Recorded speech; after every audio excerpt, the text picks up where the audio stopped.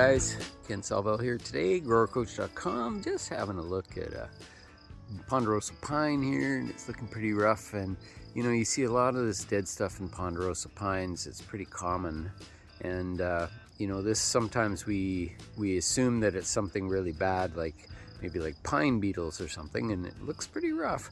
But what it really is it's a fungus disease called spindle rust gall that gets into these things, and it's just super common out here in the sunny Okanagan. And you can see it is another gorgeous day out here. And but yeah, these trees look really rough. You can get in them and you can cut out all the dead stuff, and that's a big help for sure. But let's just get in a little closer here and see what we can see. And you'll be able to see some of these spindles and whatnot that come onto these stems. So let's just have a look at this one. You can see these growths that are on the side of the stems here. You can sort of see that one there. And you can see up above how the stems are really hurting. And over here, there's a big spindle right there. That's why they give it that name, is because it's that sort of oval shape, like a spindle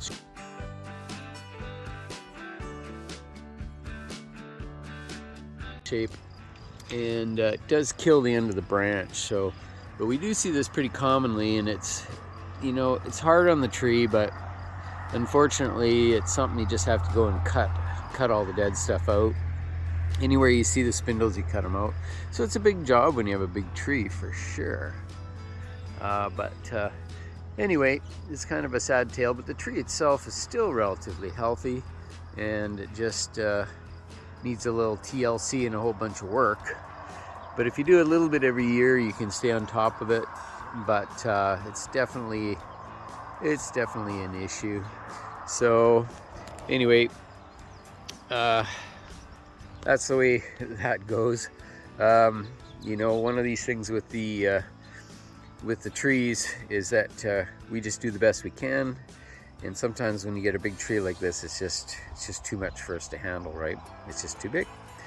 So this particular disease is very common here throughout the Okanagan, and you'll find whole stands of them where they're not affected, but every once in a while you'll see a whole bunch of them in an area where they're all infected. So anyway, it's a sad tale, but I'll try to put a little bit more information up here on this video, just so you can learn a little bit more about it. So anyway, that's it for spindle rust gall on Ponderosa Pine. Thanks for tuning in.